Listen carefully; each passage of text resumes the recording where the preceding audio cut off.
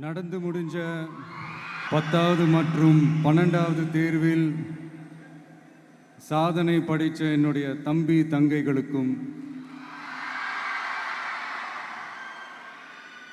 இன்னைக்கு பெருமையோடு வந்திருக்கிற அவங்களுடைய பெற்றோர்களுக்கும்,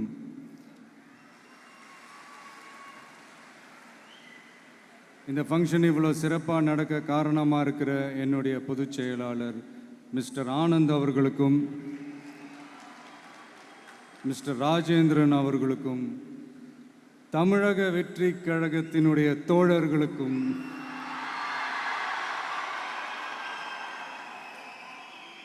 ஏன்னா நீங்கள் தான் இரவு பகல்லாம் பார்க்காம இந்த ஏற்பாடுகள்லாம் இவ்வளோ சிறப்பாக செஞ்சு முடிச்சிருக்கீங்க. மற்றும் என் நெஞ்சில் குடியிருக்கும் என்னுடைய நண்பிகள், உங்கள் அனைவருக்கும் என்னுடைய பணிவான வணக்கங்கள். மீண்டும் ஒரு முறை எதிர்கால தமிழகத்தின் இளம் மாணவ மாணவிகளான உங்கள் எல்லாரையும் சந்திக்கிறதுல எனக்கு ரொம்பவே மகிழ்ச்சி. அதாவது இந்த ஒரு பாசிட்டிவ் பவர் இருக்கிறவங்கள பார்க்கும்போது ஆட்டோமேட்டிக்காக ஒரு எனர்ஜி, ஆட்டோமேட்டிக்காக ஒரு கெமிஸ்ட்ரி ஒன்று ஒர்க் அவுட் ஆகும்னு ஒன்று சொல்லுவாங்கள்ல, அது இன்னைக்கு காலையிலேருந்து எனக்கு பயங்கரமாக ஒர்க் அவுட் ஆகிட்டுருக்கு.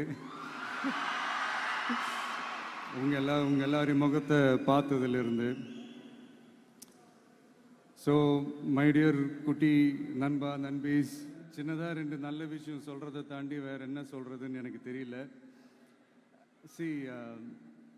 நீங்கள் எல்லாருமே இப்போது அடுத்த ஒரு கட்டத்தை நோக்கி போகிறீங்க. உங்கள் கெரியரை சூஸ் பண்ணக்கூடிய அந்த கட்டத்தை நோக்கி போகிறீங்க. உங்களில் சில பேருக்கு ஒரு கிளியர் பிக்சர் மைண்டில் இருக்கும். அதாவது லைஃப்பில் என்னவா ஆக போகிறோம், ஒரு டாக்டர், இன்ஜினியர், ஒரு பைலட் அப்படின்னு ஒரு கிளியர் பிக்சர் ஒன்று இருக்கும். அதில் ஒரு சில பேருக்கு அந்த ஒரு டிசிஷன் மேக்கிங்கில் சின்னதாக ஒரு தொய்வு ஏற்படலாம், சின்னதாக ஒரு கன்ஃபியூஷன் ஏற்படலாம். அவங்க எல்லாருக்குமே நான் சொல்லிக்கிறது என்னென்னா, எல்லா துறையுமே நல்ல துறை தாங்க. நீங்கள் எதை தேர்ந்தெடுக்கிறீங்களோ அதில் உங்களுடைய முழு ஈடுபாட்டோட உங்களுடைய 100% உழைப்பை போட்டிங்கன்னா அது யாராக இருந்தாலுமே வெற்றி நிச்சயம்தான். அதனால் உங்களுக்கு பிடிச்ச துறையை நீங்கள் தேர்ந்தெடுங்க. அதில் இருக்கிற ஆப்ஷன்ஸ் எல்லாம் ஃபஸ்ட்டு தெரிஞ்சுக்கோங்க. உங்கள் பேரண்ட்ஸ் கிட்ட டிஸ்கஸ் பண்ணுங்கள், உங்கள் ஸ்கூல் டீச்சர்ஸ் கிட்ட டிஸ்கஸ் பண்ணுங்கள். இந்த கெரியர் கைடன்ஸ் கொடுக்கறதுக்கெல்லாம் நிறைய பேர் இருக்காங்க, இந்த கெரியர் கவுன்சிலிங் கொடுக்கறதுக்கெல்லாம் நிறைய பேர் இருக்காங்க. அவங்க எல்லாரையும் மீட் பண்ணுங்கள். இந்த மாதிரி ஒரு சந்தர்ப்பத்தில் நான் என்னுடைய ஒரு சின்னதாக ஒரு கெரியர் கைடன்ஸ் உங்ககிட்ட ஷேர் பண்ணணும்னு ஆசைப்பட்றேங்க. பொதுவாக நம்ம ஒரு துறையை தேர்ந்தெடுக்கும் போது அதில் எவ்வளோ டிமாண்ட் இருக்குது அப்படின்றத நம்ம பார்ப்போம் இல்லையா. ஃபார் எக்ஸாம்பிள், மருத்துவம், பொறியியல் மட்டும்தான் நல்ல ஃபீல்டுன்னு சொல்ல முடியாது. இன்னும் சொல்லப்போனால் நம்ம தமிழ்நாட்டில் உலகத்தரத்தில் டாக்டர்ஸ், இன்ஜினியர்ஸ், லாயர்ஸ்லாம் அதிகமாகவே இருக்காங்க. இங்கே நம்மக்கிட்ட என்ன இல்லை அப்படின்னா, இங்கே நமக்கு எது இன்னும் அதிகமாக தேவைப்படுது அப்படின்னா நல்ல தலைவர்கள்.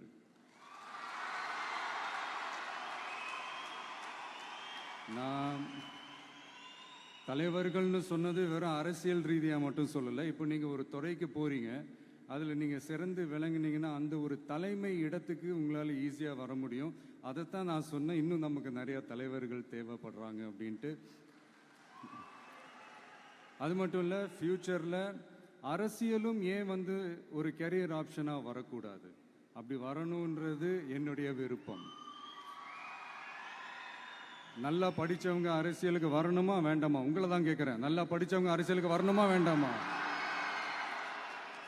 நல்லா படித்தவங்க தலைவர்களாக வரணுமா வேண்டாமா? ஓகே, உங்கள் ஆர்வம் எனக்கு புரியுது. பட் இப்போதைக்கு படிங்க, மீதி எல்லாம் அப்புறம் பார்த்துக்கலாம். அதே மாதிரி நீங்கள் படிக்கும்போதே மறைமுகமாகவே நீங்கள் அரசியலில் ஈடுபட முடியாது. எப்படின்னா, ரொம்ப சிம்பிள். நீங்கள் ஒன்றும் இல்லை, நீங்கள் டெய்லி இந்த நியூஸ் பேப்பர்லாம் படிங்களேன். படிக்க உங்களுக்கே தெரியும், ஒரே செய்தியை ஒரு நியூஸ் பேப்பர் ஒரு மாதிரி எழுதுவாங்க, அதே செய்தியை இன்னொரு நியூஸ் பேப்பர் இன்னொரு மாதிரி எழுதுவாங்க. ஒரு செய்தியை ஒரு நியூஸ் பேப்பரில் ஃப்ரண்ட் பேஜில் ஹெட்லைன்ஸில் போடுவாங்க, அதே செய்தியை இன்னொரு நியூஸ் பேப்பரில் கடைசி பக்கத்தில் கூட போட மாட்டாங்க. இங்கே நியூஸ் வேற, ஒப்பீனியன் வேற, செய்தி வேற, கருத்து வேறங்கிறது உங்கள் எல்லாருக்குமே தெரிய வரும்.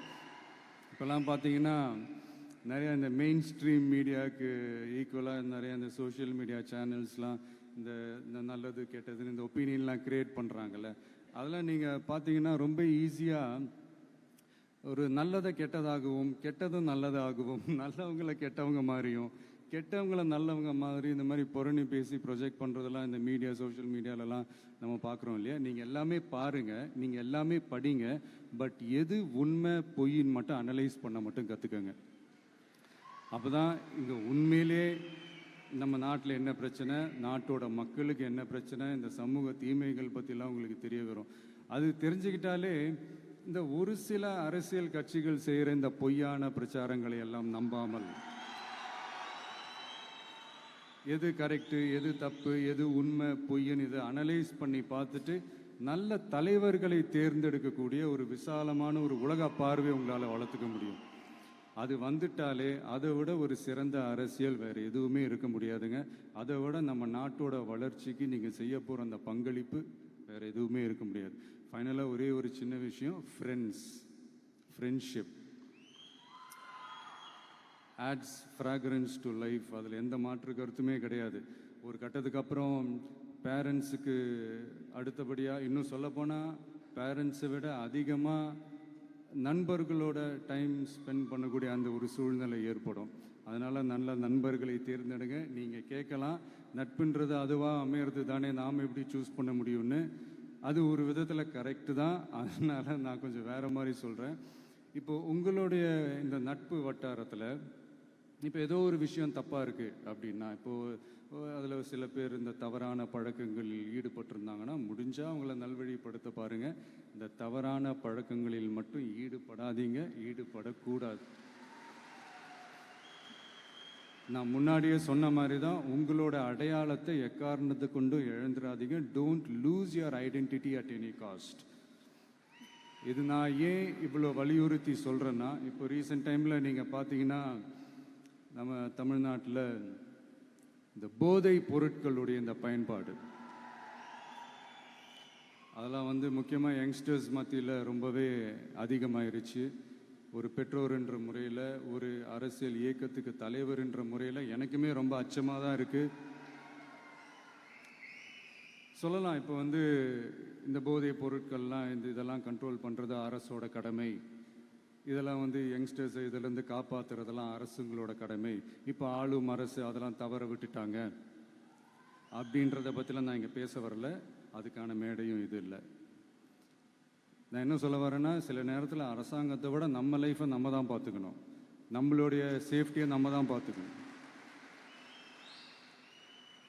ஸோ உங்களுடைய செல்ஃப் கண்ட்ரோல், உங்களுடைய செல்ஃப் டிசிப்ளின் அதை மட்டுமே வளர்த்துக்கோங்க. Say no to temporary pleasures, say no to drugs. எனக்காக இது ஒரே ஒரு வாட்டி ரிப்பீட் பண்ணுறீங்களா? Say no to temporary pleasures, say no to drugs. இன்னும் ஒரே ஒரு வாட்டி please. Say no to temporary pleasures,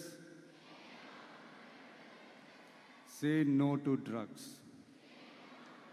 thank you. இந்த உறுதிமொழியை நீங்கள் எல்லாரும் எடுக்கணுன்ட்டு ரொம்ப தாழ்மையுடன் கேட்டுக்கிறேன். மற்றபடி வேற ஒன்றும் இல்லை.